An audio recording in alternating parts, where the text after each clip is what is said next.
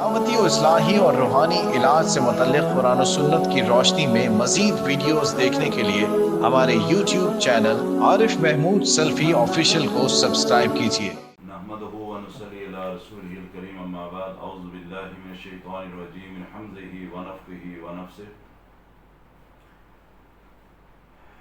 ये एक सवाल था कि मेरे वालिद मोहतरम वफ़ात पा चुके हैं, उनके कपड़े जो वो अपनी ज़िंदगी में इस्तेमाल करते थे, क्या वो कपड़े हम किसी गरीब को दे सकते हैं या इसका मुतबादल कोई हल है कि हम उनके कपड़ों का, उनकी चीज़ों का क्या करें। गुजारिश ये है कि वालिद साहब के कपड़ों के साथ आप वही कुछ करें कि जो आप वालिद साहब के बैंक बैलेंस के साथ कर रहे हैं या उनकी प्रॉपर्टी के साथ कर रहे हैं, जो उन्होंने तरका छोड़ा है उसके साथ क्या कर रहे हैं। जो इन चीज़ों के साथ आप कर रहे हैं वही उनके कपड़ों के साथ भी करें।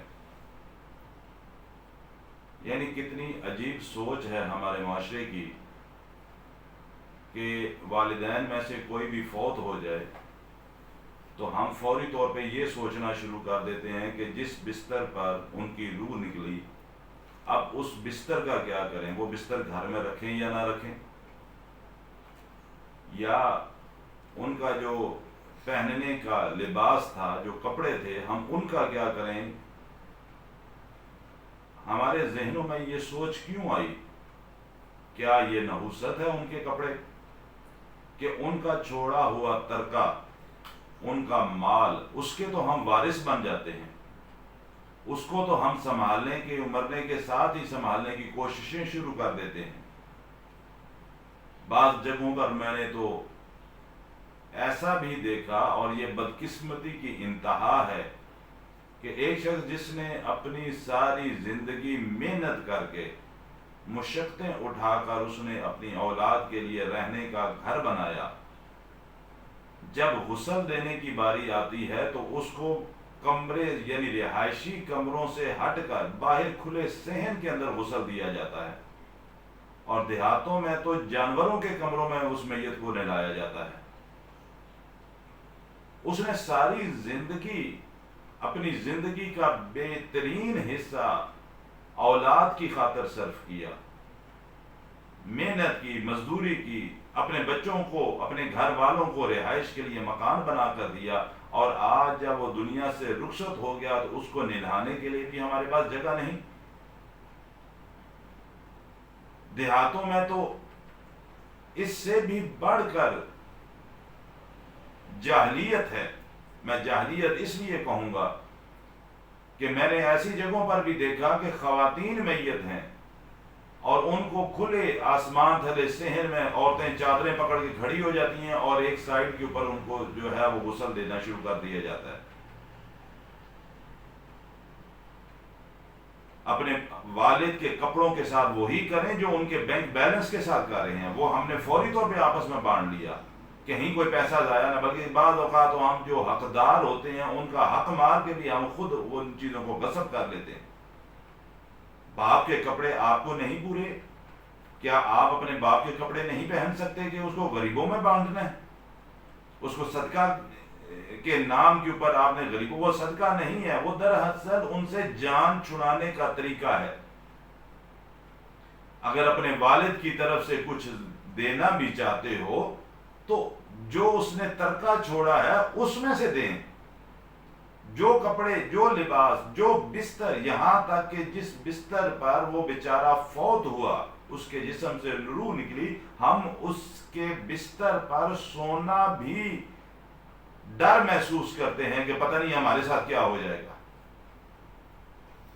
ये सबसे बड़ी जो कमजोरी है हमारी वो ये है कि हमारी दीन से दूरी है, अल्लाह के अहकामात से दूरी है, शरीयत से दूरी है, इस्लाम से दूरी है कि हमें इस्लाम के दीन के, हमें बुनियादी अहकामात का इल्म नहीं,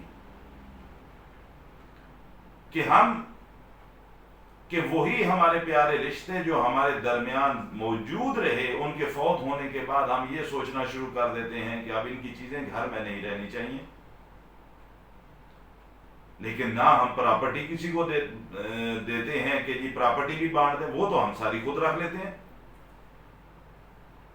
میرے بھائی بات سیدھی سی ہے، آپ کے والد کا جو بھی مال جو ترکہ ہے وہ تو جو بھی وراثت کی تقسیم کا طریقہ شریعت نے بتایا ہے وہ تو اسی کے مطابق تقسیم ہوگی، لیکن ان کی جو ضرورت کی چیزیں ہیں جو وہ اپنی زندگی کے اندر استعمال کرتے رہے، آپ ان کو استعمال کر سکتے ہیں، خود استعمال کیجئے۔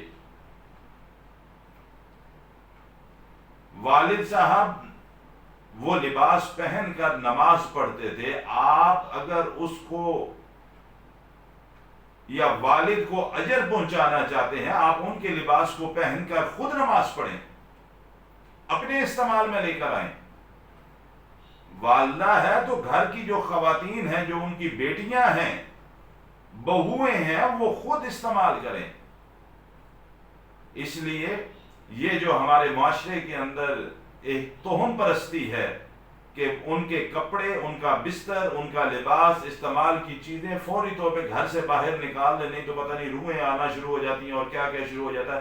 یہ ساری کی ساری توہمات جو ہیں یہ در حقیقت ہندو مذہب سے ہمارے درمیان رائج ہو چکی ہیں۔ اعمال وہ کرنے کی کوشش کیجئے جن اعمال کے کرنے کا حکم اللہ سبحانہ و تعالی نے دیا ہے اور دین اسلام کے اندر ہمیں اس چیز کی دلیل ملتی ہے۔ لہذا آپ اپنے والدین کی چیزوں کے ساتھ یا والد کی چیزوں کے ساتھ وہی کریں جو ان کے بینک بیلنس کے ساتھ کرتے ہیں، جو ان کی پراپرٹیز کے ساتھ کرتے ہیں، جو ان کے ترکے کے ساتھ کرتے ہیں۔ اللہ عمل کی توفیق عطا فرمائے۔